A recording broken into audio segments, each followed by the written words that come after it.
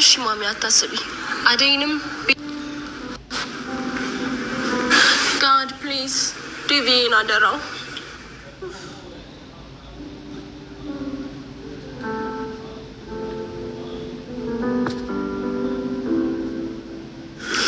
በፊትም የሆነ ነገር ፈልጋ እዛ ቤት እንደተመለሰች ገብቶኛል። አሁን ሳንዴ የሆነ ሆኗል፣ ግን በጣም ግራ ገብቶኛል። አንቺ አታስቢ አደይ፣ እኔ ደውዬ ያለውን ነገር አጣራለሁ። አንቺ እዚህ ብትሆኝ ነው የሚሻለው። አይ እንደዛማ አይሆንም። ብቻሽን አትሄጂም፣ አብረን ነው የምንሄደው። ወይ ቤዛ፣ ቆይ ግን መች ነው የሚሰለቻት ሁሌ ሰው ላይ ክፋት ማሰብ? አላውቅም ለልዬ፣ ብቻ እነሱ ደህና ይሆኑልኝ፣ እኔ ለራሴ አልጨነቅ። ቆይ እሺ፣ ለትዬ ደወልሽላቸው? ደጋግሜ ደውዬ ነበር ግን ዘጉብኝ። በቃ ቤዛ ያደረገችውን ነገር አንቺ እንዳደረግሽው አድርጋ ልታሳብ ፈልጋ ነው የሚሆነው። ሰው የፈለገ ክፉ ቢሆን በዚህ ልክ እንዴት ክፋት ይሰራል? ቆይ ሞተው ቢሆንስ? ፈጣሪ ሲጠብቅሽ ነው እንጂ እኮ ያደረገችው ነገር በጣም ከባድ ነው። ለልዬ በጣም ፈርቻለሁ። አደይ አትፍሪ፣ በቃ ለምታውቂው እውነት ፊት ለፊት ነው መጋፈጥ ያለብሽ። እንዴት? በቃ እውነቱን ነገሪያቸው።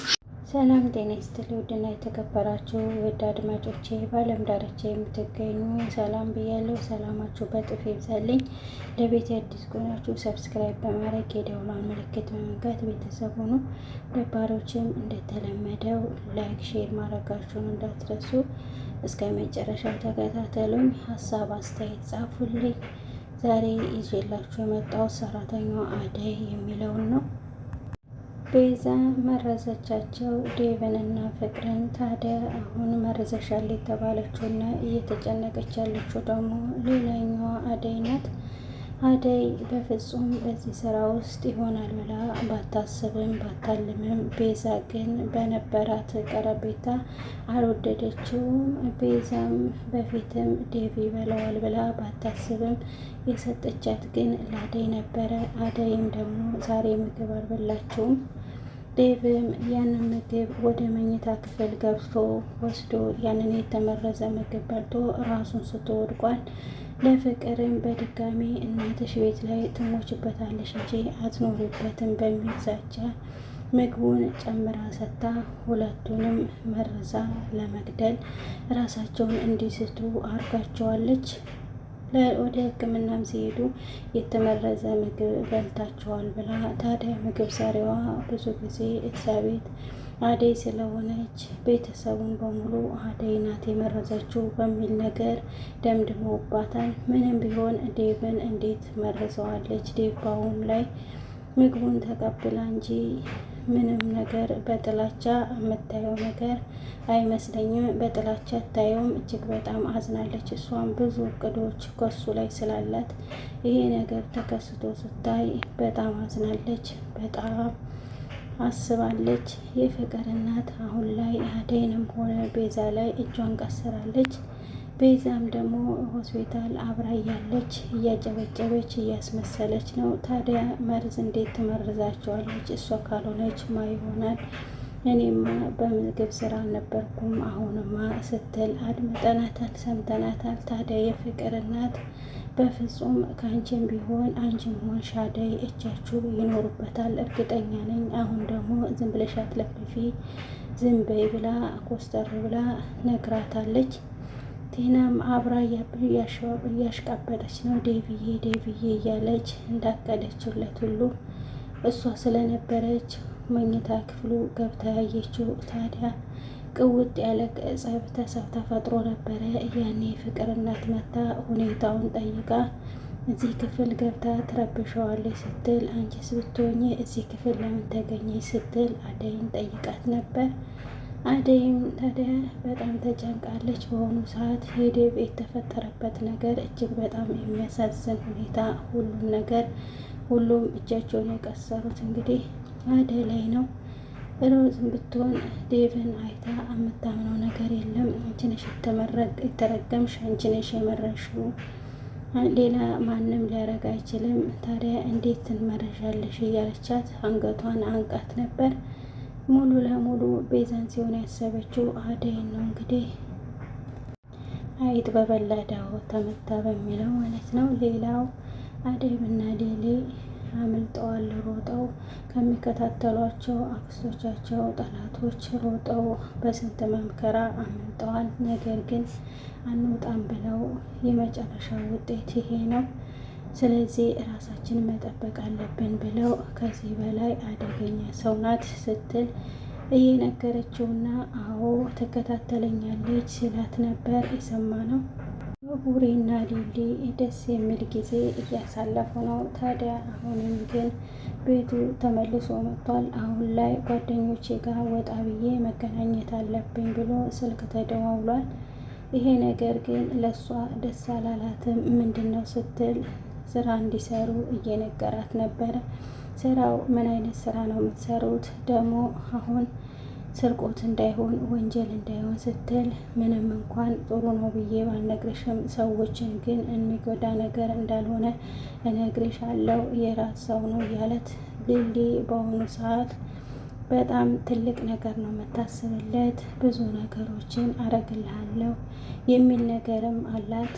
ብቻ እሱም ቢሆን ለእሷ ያለው መልከታ አይ መልካምነትሽ፣ የዋህነትሽ በጣም ጥሩ ነሽ፣ ብቻ እንኳንም አወኩሽ፣ አሁንም እግዚአብሔርም በአንቺ በኩል ቢያየኝ ቢሾፈኝ ይላታል። አንተ ፈጣሪን አመስጋኝና በእኔ ስር በንጹህ ልብ ተጠየቀው፣ ሁላችንም ፈጣሪ የለመነውን ይሰጠናል፣ እኔ ብቻ አይደለሁም ስትል ስትመክረው ተመልክተናታል። አደይ እንግዲህ እጅግ በጣም ተጨንቃለች።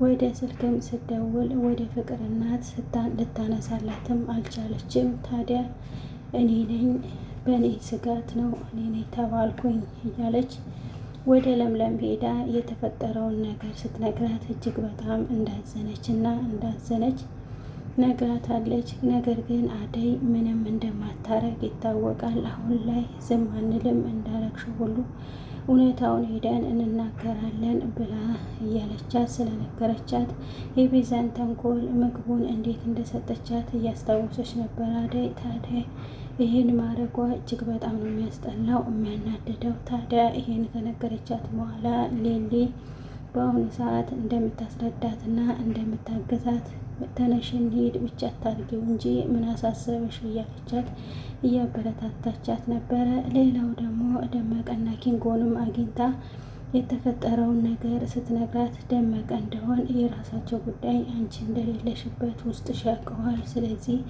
አትፍሪ እያለ እያበረታታት ነበረ። ደግሞ ራሽን ጠብቂ እያለ ሞራን ሲሰጣት ነበረ። አደይ ደግሞ ከባድ ሁኔታ ውስጥ ባላወቀችው ነገር ባላየችው ነገር ነው እየተከሰሰች ያለችው።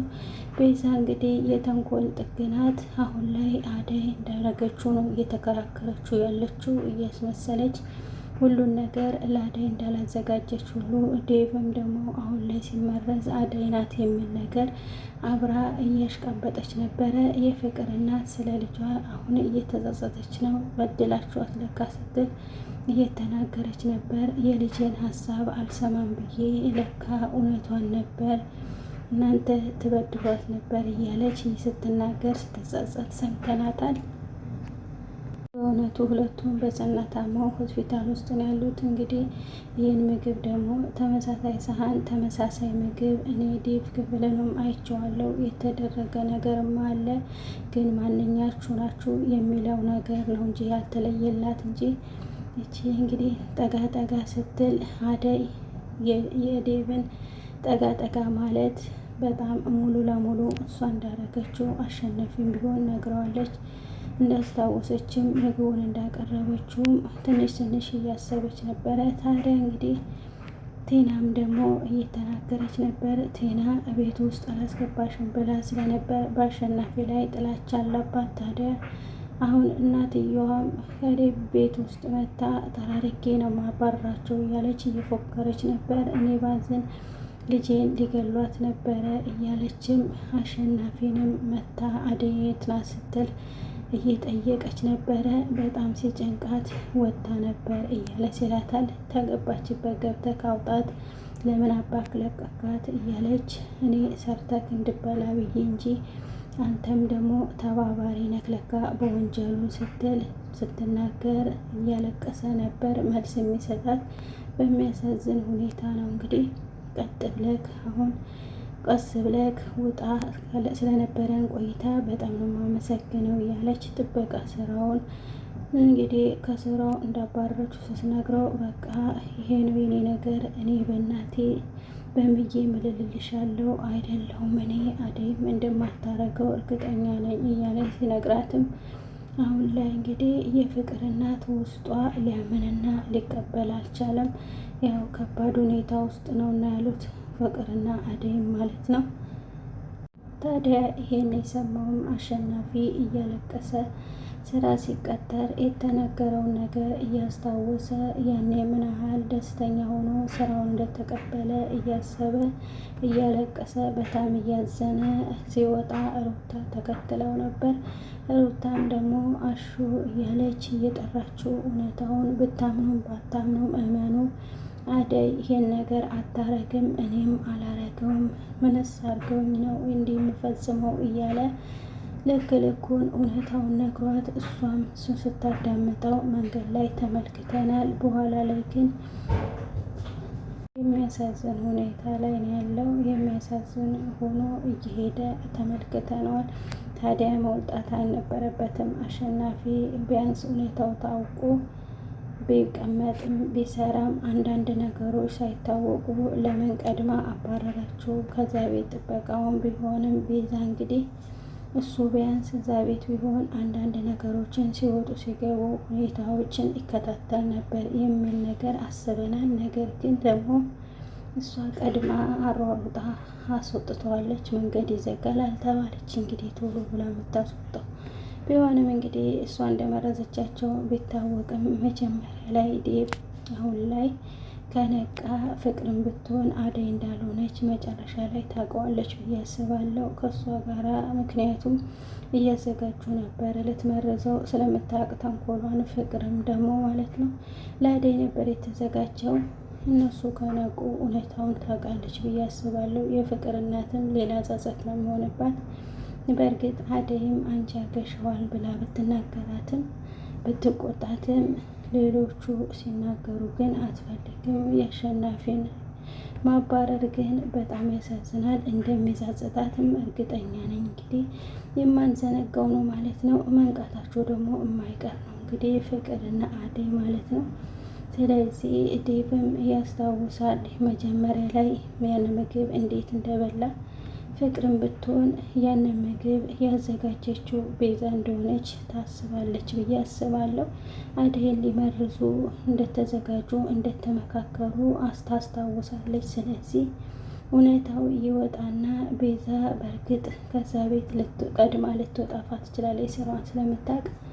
እንግዲህ ለእሷ ከቤት ቀድመው ከነቁና ነገሩን አስታውሰው ቤዛ የምትያዝ ከሆነ እጅግ በጣም ደስ የሚል ነው የሚሆነው መጨረሻው። የአሸናፊ መባረር ግን በጣም ያሳዘነኝ፣ በጣም ነው የሚያሳዝነው። ከስራውም ተፈናቅሎ እንግዲህ ክፉ ሰው እንዲህ ነው ማለት ነው። ውድ ተመልካቾቼ ሀሳብ አስተያየታችሁን አስቀምጡ። ሀሳብ አስተያየታችሁን አስቀምጡልኝ። ላይክ ሼር አድርጉ እንዳትረሱ።